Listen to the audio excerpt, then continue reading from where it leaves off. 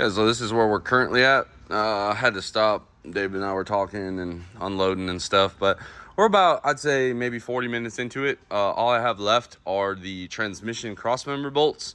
I'll put it up on a ratchet strap, and then I simply just pull the transmission backwards with the ratchet strap as well, so 2 straps. And then everything else is off that I can think of. Of course, you always play the tug of war, but it is pretty easy once you get it down. You know, obviously, if you guys watch my channel, we do a lot of engine work, so not too bad. I'll go down there and do it, and then the next clip you'll see is the motor coming out.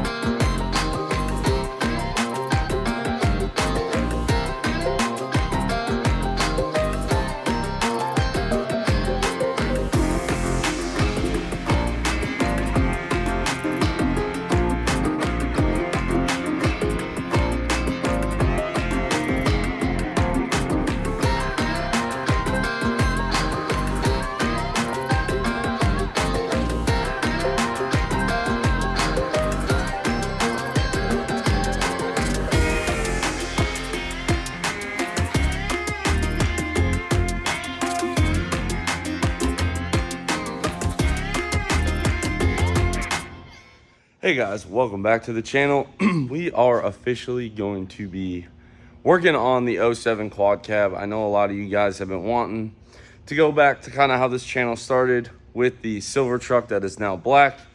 And as you can tell by my attire, it's starting to turn fall out here in Virginia, which this big boy does not mind one bit. So the whole plan for this video, we're gonna go ahead and swap our 6.7 cast piston motor that y'all saw us build. It is that gold and like kind of sparkly black, brown, whatever. This one right here. This is the engine that's going in. We're pulling out our 6.4 sleeved forged piston motor, and then we are putting this in. Now that 6.4 forged piston motor, we will tear it down. Doesn't have much run time, but I'm kind of curious what it looks like. So let's go ahead and get after it.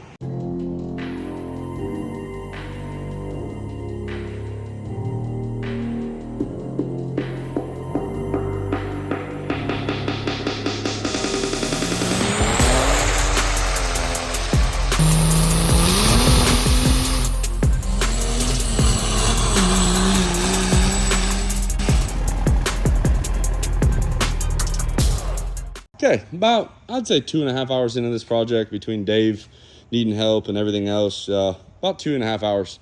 Got quite a bit of parts on the floor. That motor is completely taken apart to where I need all the pieces off of it. So I try to keep a lot of spares for this reason. It makes it very easy to swap everything over. Now, this engine, my goal is to tear it down, refresh it, and get it ready for UCC next year. And then for KOS, we're going to take that cast piston motor. And again, guys, For those of you that are thinking about KOS, on the fence about KOS, this is all I can tell you. Number one, it does not take a 2,000 horsepower truck to win it. I feel like we made that pretty clear last year when we only really, the sled poles, 1,600 horsepower, we never really threw everything at it. That event is a very calculated, strategy-driven event, in my opinion.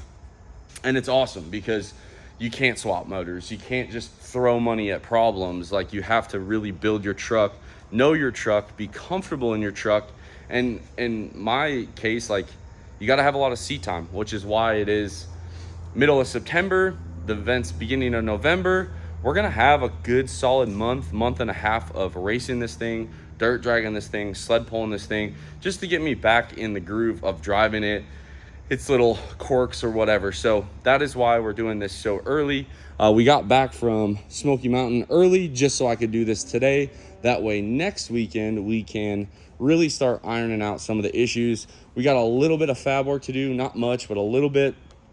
And yeah, that's kind of where we're at. And if you guys have a truck, 1,000, 1,100, 1,200 horsepower, and you're on the fence, do it. If you have a truck that makes 700, 800 horsepower, do it. It's still a lot of fun. Again, first weekend of November in Delaware.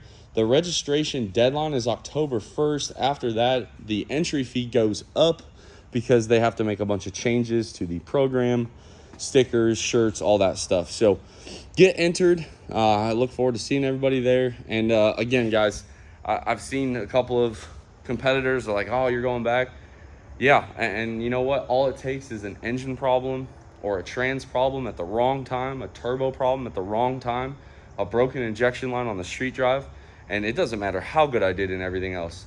If you don't complete one event and post a score, you will not win.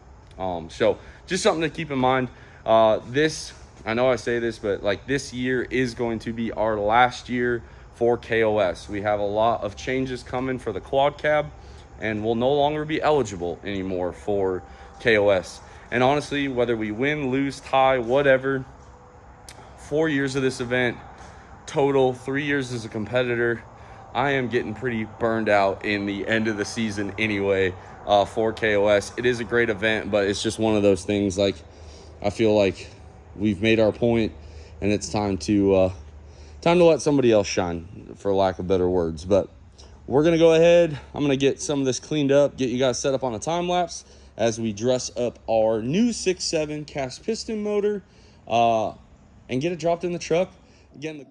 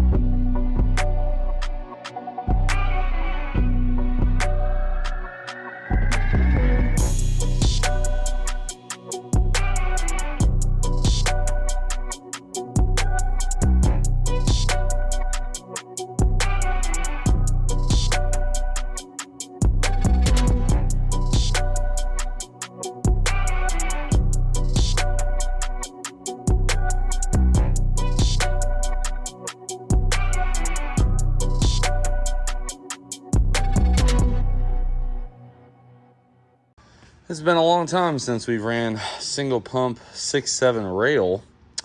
So unfortunately, my harness extender, this plugs into there.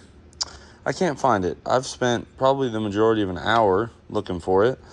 I got in touch with Thoroughbred. They have one in stock, so we'll get that shipped. Had to flip-flop. I'm not sure when the time lapse went away. The camera died, but we got it pretty much ready to go.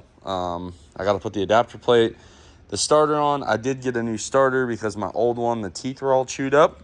But we have our drains on, our manifold on, our coolant hose there, water pump, pulley, idler pulley, and 14 mil CP3, fleece distribution box, modified DDP rail, and our fleece factory replacement lines are all on. I'm going to get this adapter plate set up, and then we will throw this in here and start chopping away at these parts.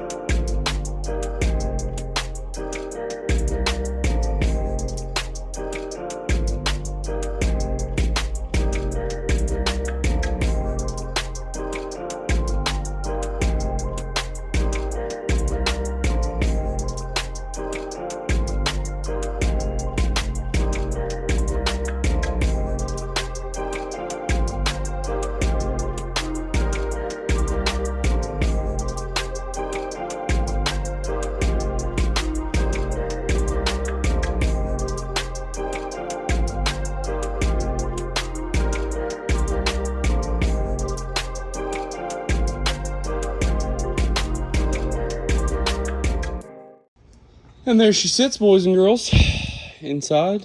Got it pitched, I think, right? I'm going to go down there and screw around with the trans. And hopefully have this bolted up. Big thank you to Chris over at Thoroughbred. Messaged him 9 o'clock at night. Said, hey, do you have that extension harness? He said, oh, we do. They will get that order placed. So big thank you to him. Couple of things that we got to take care of. Our second return line, which is that line right there. We have to cap that, tuck it off to the side. And our second feed line on the distribution block that we have to cap. Again, it's easier to just cap it off than to remove it completely. We already saved quite a few steps on the turbo installation. We already have our spacer turbo on there, as well as our wastegate, which is nice. It's a lot easier to put that gate on outside of the truck. And then we'll be able to do our converter bolts tonight. So basically the goal for tonight will be converter bolts, trans, alternator, and then get that first turbo on, belt, power steering, and then probably just clean up this disaster that has become my work area. So all in all, I mean, for a Sunday after an event, you know, I really slowed down once I couldn't find the harness, because then I knew I could not start it tonight without it being at full rail pressure, and that's really hard on everything. So in order to skip that step, I was like, okay, cool, we could put a 5.9 rail on. Except if we put a 5.9 rail on, I have to run a 5.9 intake horn, which still isn't a problem. But that 5.9 intake horn will need to be vangined into our intercooler. Then I thought about cutting that intercooler pipe and basically making a pipe with a boot. And I was like, man, that seems like a lot of work to just wait until Tuesday when the part shows up. So that's where we're kind of at. Unfortunately, in this video, I don't know if we'll start it or not, but we'll see how far we get. And, all right, we're going to call her a night. About midnight. I'd say we started maybe 2 o'clock, if that, minus all the BS time. But I'd say right now, maybe 6.5 hours in, maybe 7. So making good time. I just have this set in here so it's out of the way for work tomorrow. We got our area all cleared up like nothing ever happened. We got our motor over there to get torn down, which we will do a video on that. And then We're waiting on the rail pressure sensor harness extension, and that will stop us from doing the break-in and hot retorque. So kind of sucks, but it is what it is. However, we could still do the miscellaneous stuff up here, get some wires hooked up. I pretty much got all of this side done, but we'll get the wastegate signal line hooked up. That's something we didn't have before that we'll hook up this time.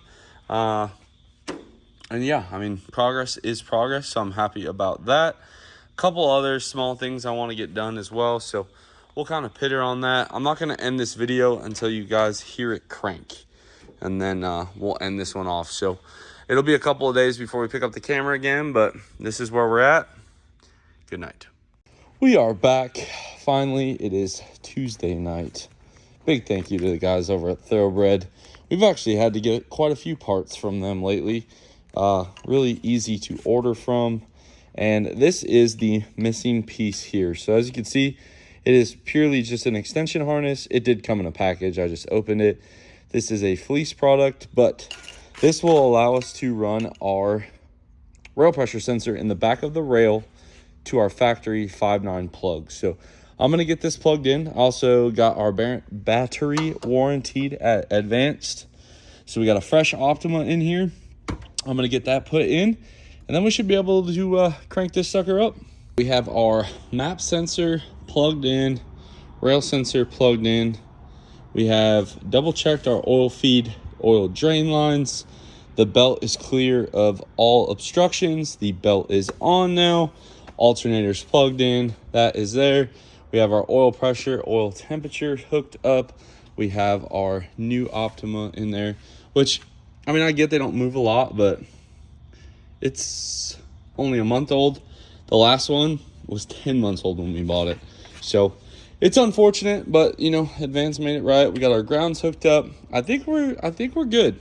Don't quote me on that, but I think we're good. Trans should be fine since we did not disconnect anything. Obviously our injectors are unplugged. Oh boy, that's gonna be fun. But let's go ahead. Well, it's already off to a good sign. We got our edge on.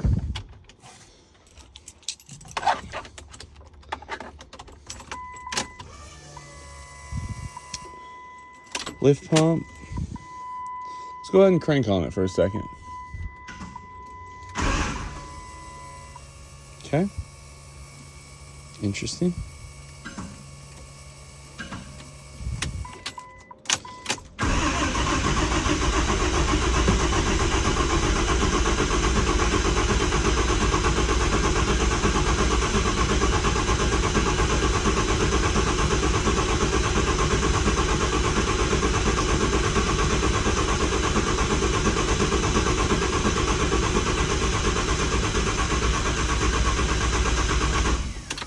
Okay, so that was a 20-round shot. I'm not sure if our new starter is just a little angry, but sounded pretty even. Maybe a little miss to her, but look at that, guys. Looks like we got some fresh oil. Fresh oil in the lifters. Or rocker arms. Okay. That was weird how the starter kind of like didn't want to play. Very strange. Make sure I tighten this. We did. Last time we had some issues like this too. Sorry. Was this plug right there, but that appears to be fine. Got our ground on, cleaned all of our grounds. Strange. Oh well. We'll just crank on her some more. See if we get any oil pressure.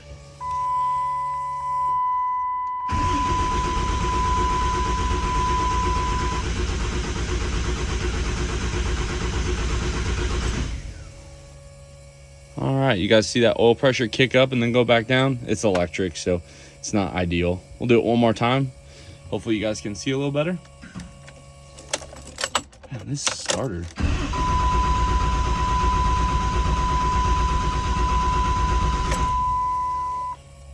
All right, you guys see how it went up and then back down? You're not gonna get a ton on cranking, honestly. It's pretty normal. Starter's a little slow, battery's a little weak. But Let's give her a little juice. All right, let's see if we can make something happen.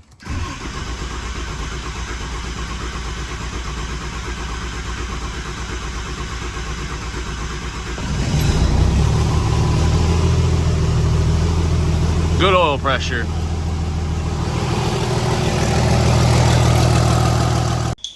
I ain't even gonna lie to you guys. That's a little bit more cranking than I'm used to, but you know how it is with these new build quirks, especially when you change so many things. I also realized that our tuning is set for bigger injectors, so it's gonna run a little funky in my opinion. I guess I just gotta flash a new file in. The only thing we're changing from KOS last year is we're gonna have the 240 sensor in here. Other than that though, pretty anticlimactic, really. No leaks on the ground. These are all good things. So hopefully you guys like this one. Also, big shout out, my little brother Jeremy watches these. Apparently he gets a crack out of any time I get hurt. So look at that, buddy. Sliced her right open on a zip tie. And I got nobody to blame but myself. But anyway, guys, thank y'all for watching. Give this one a big thumbs up. Drop your comment down below. Subscribe if you are not already. And as always, guys, I will catch y'all on the next one.